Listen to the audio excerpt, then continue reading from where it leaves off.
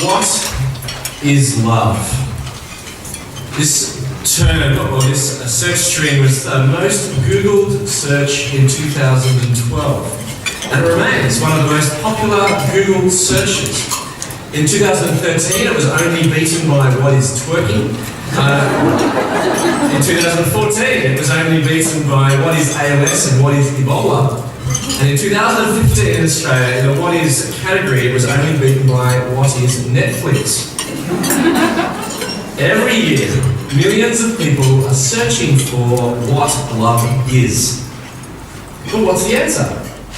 We know what Ebola, Netflix, ALS, and even twerking are, but what about love?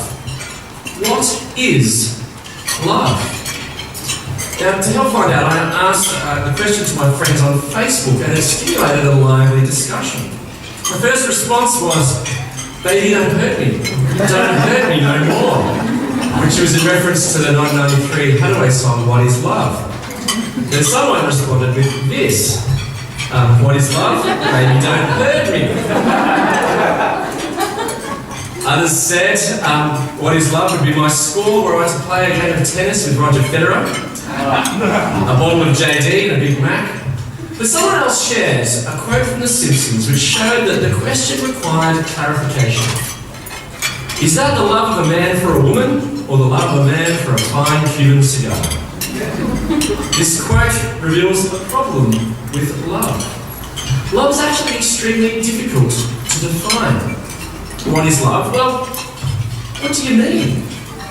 Indeed, love researcher Ellen Mersher wrote in an essay searching for the meaning of love that researchers of love have spent a good deal of time and effort trying to pin down what love is, but no single conception of love has been agreed upon. She concluded that the millions and centillions of sentences written about love, very few can stand alone and still strike one as true, except for the affirmation, "Love is a word." What is love? A word? That's hardly a satisfactory answer to the millions of people trying to find the answer on Google. Indeed, love is a paradox. It's contradictory things at the same time. It's a feeling, but it's also an action and even a motivation. It's about relationship, connection, and community, but it can also be for enemies. It's based on the qualities of another, but we can also love the unlovely. It's for the other, sacrificial benevolence, but it can also be profoundly selfish. So, what is love? Our vision of love today has been dramatically impacted by Romanticism, the philosophical movement which began in the 18th century. Romanticism makes love individualistic and feelings-based. It's about sunsets, waterfalls, Lionel Richie, candles, romance. If we don't feel something, then it's not love. The assumption that love is a feeling has driven biological anthropologists to understand human feelings of love. And human feelings of love are hormones like dopamine, which make us feel love. Ironically, this has led modern atheists to assert that love is nothing more than chemical reactions in the brain. Our feelings of love today are similar to how the ancient Greeks described love through their god of love. Now, the god of love was eulogized through Plato's Symposium, and he was fickle, volatile, inconstant. Love can expire, then rekindle, then fade away again. Just as our feelings change, so the God of love. Indeed, in our world today, we almost worship love. Love has become God. This is the conclusion of philosopher Simon May, who in his book Love, a History, charts the history of love in Western philosophy. And he claims, that's an extraordinary claim, he claims that human love is now widely tasked with achieving what once only divine love was thought capable of, to be our ultimate source of meaning and happiness, and of power over suffering and disappointment. Love has increasingly filled the vacuum left by the retreat of Christianity. The formula, God is love, has become inverted into love is God, so that it is now the West's undeclared religion, and perhaps its only generally accepted religion. Human love, human feelings have become ultimate. Is there any surprise for the popular support of gay marriage with slogans like "Love is love"? Who can stand in the way of two people who love each other? We need to be free to love who we want. Marriages break up when the love is gone. And some marriages now have the promise to have and to hold until for as long as we both shall love. Love even permeates our work. The late founder of Apple, Steve Jobs, said about our work that you've got to find what you love. And that the only way to do great work is to do what you love. Love is the God of our age. It dominates our lives, our relationships, and even our work. But what is love? A fickle emotion? Well, the Bible answers this most vexing of questions. And the Bible's answer is breathtaking and profound. It's part of the greatest love story ever told. And this answer will fuel our passion to live authentically for Jesus and to share his story with our colleagues. The Bible's answer is found in 1 John chapter 4, which is printed on your outlines there. And if you have it in front of you, we can follow along now. So what is love? God. Look there in verse 8 of 1 John 4. God is love. But what does this actually mean? It means more than God is the source of love, although that's true. Look there in verse 7. It says, "Dear friends, let us love one another, for love comes from God." God is the source of love because God is love in his very essence. Now, God is powerful, rational, wise, true, knowing, eternal. But here, the one word, the supreme principle that John uses to describe God is love. It's not simply a quality that God possesses. It's a statement of his essence and being.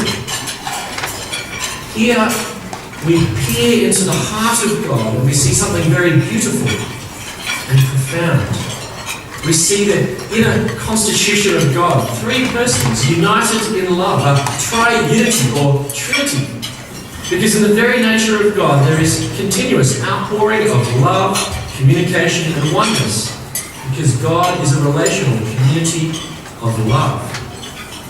Forever the Father has loved the Son in the unity of the Spirit.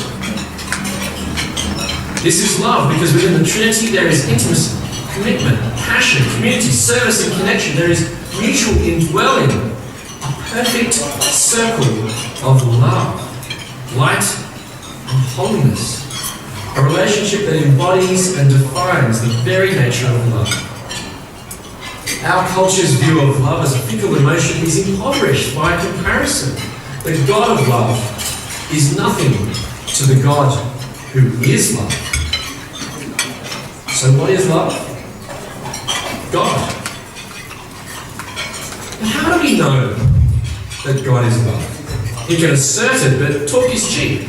To show someone that you love them, you demonstrate it. And in verses 9 and 10, John describes how God shows his love. And this demonstrates the greatest love story that the world has ever seen. Now, there are four crucial basics that make up a romance novel. If you want to write a love story, get it published, there are four things that you'll need. Firstly, you'll need a lover and a beloved to fall in love. Second, you'll need a problem that creates conflict and tension between them that threatens to keep them apart. Third, you need a special love, a developing love, which is special. And finally, you need a resolution in which the problem is solved and the couple unites and live happily ever after. Now, this is the basic outline for a love story. And isn't this the story of the gospel? Through the first part, a lover. This is God, the one who is love, the very definition of love, the beauty. And then there is the beloved, the beast. That's us. Now, we don't like admitting that we're a moral beast, but when we stare at that perfect circle of light and love that constitutes God, we would spoil it. We would stand as dirty strangers, inadequate in the presence of such magnificent holiness and love. Our autonomy, our selfishness brings shame on ourselves and God. And this brings us to the problem, doesn't it? The problem that creates conflict and tension. We can't enter this magnificent circle of light and love because we are unworthy of this beauty. Whilst love is the very definition of God, He is also just, holy, and angry at sin. And so what is God to do? Sin requires punishment. But if we are to enter this relationship with this circle of love and purity, we must be pure. We need to be forgiven. So our love story has a tragic problem. If lover and beloved are to be united, this great barrier of sin threatens to keep them apart. This problem is so serious that even Google can't solve it. I heard recently about some of the plans that Google have for the next 15 years or so, and they're quite amazing. They plan to send people to Mars, cure cancer, develop X-ray vision, etc. Someone asked them, is there anything that Google can't do? And the chairman of Google, Eric Schmidt, responded by saying, well, we're not about to invent an app to teach people to be more forgiving. The only thing that Google can't do is bring forgiveness. Hence, the story of love between us and God, the beauty and the beasts, has reached a critical climax. The need for forgiveness. How will this be resolved? Well, we then come to the third and crucial element of a love story, the developing love, which is special. Now, in love stories, this is as they get to know each other, they fall in love. But at this point, the Christian love story is radically different than other human love stories. Because in human romances, the lover and the beloved fall in love because they see new aspects of their beloved's character. They see them in a different light. Romeo loves Juliet because she's enchanting. Shrek loves Fiona because he finds things in common with her. The love is based on two equals. You see some characteristics or something inherently good or attractive in the one who is loved. But God demonstrates His love for us in this. Whilst we were still sinners, Christ died for us. It's not that we fall in love with God and God falls in love with us. The love is unequal. We don't love God and earn our way to His favour. Our love can't, because it resembles the Greek God of love, fickle and inconstant, dependent on our feelings, pathetic to the God who is love. Instead, God loves us with a faithful, benevolent love, fully aware of our failures, our rebellion, our selfishness, our pride, our inconstancy and our fickleness. And the lover sends Jesus as a sacrifice. In contrast to lovers who die for their beloved, or to soldiers who die for their comrades or their country, God demonstrates supreme love by dying for His enemies. Not just His enemies, but His creatures. Something which could have been His science project. But God entered His project and loved His creation. He takes the initiative. He sends His Son. Notice the language of sending is repeated in verses 9 and 10 there. He sends His one and only Son into the world. God doesn't overlook wrongdoing. That would make Him unjust and violate His holiness. Instead, He sent His one and only Son as a sacrifice for us. And this is what happened with the atonement. The love of God most fully expressed by providing the forgiveness for our sins so we can be united with God. This is love. Not that we love God, but He loved us and sent His Son as an atoning sacrifice for our sins. The problem is then resolved. And the couple united because of the word in verse 10, atonement. Atonement brings the only thing that Google can't do. Forgiveness. Forgiveness and reconciliation. At one moment. Forgiveness is at the heart of the great love story of God, and God demonstrates this through Jesus' sacrifice on the cross. It is the way a perfect, holy God of love can be reconciled with and forgives selfish, prideful people. The atonement is one of the reasons I'm a Christian, because of its beauty, that through Jesus' death, God is just by punishing sin, and at the same time still loving by bringing forgiveness. And the end result of this love story is living together happily ever after. And this is the resolution of our love story. Look there in verse 9. He sent his one and only Son into the world that we might live through him. We are united with God in this beautiful, perfect circle of love, washed clean. The goal of God's demonstration of his love is for our benefit, for us to overcome the fleetingness and impermanence. Sorry, that was a big one. Impermanence of this life, and to receive the extravagant gift of eternal life. Life and life to the full. Not a life of independent autonomy, free to do what we want, but to live free, to live a life of love. For love comes from God. And love that has been demonstrated in the most beautiful and powerful love story the world has ever known. So isn't that an amazing love story? This is love. Not that we love God, but that he loved us and sent his Son as an atoning sacrifice for our sins. Now, as I've been preparing this talk, if we may have missed an opportunity, I think there's a powerful, persuasive and attractive apologetic in love. In the last 10 years or so since the publication of The God Delusion by Richard Dawkins and the rise of the new atheists, Christians have rightly focused on demonstrating the rationality and reasonableness of God. All of our evangelism, apologetics are focused on dealing with the arguments about whether God's really there, the problem of evil, or the historicity of the resurrection. Now these are important and we need to do these. But I do wonder, if in trying to clarify the rationality of God, and trying to demonstrate the reasonableness of God, we may have lost something in the centrality and the supreme principle of the love of God. Perhaps as we commend and defend the Christian faith in our world, we should consider ourselves apologists of love. Indeed, our defense of the Christian faith could revolve around love indeed and also love in and through our words. Now, in response to the God who is love, so what happens? Well, in verse 11 there, if you look in your outline, John writes the app that Google can't develop. Since God so loved us, we ought to love one another.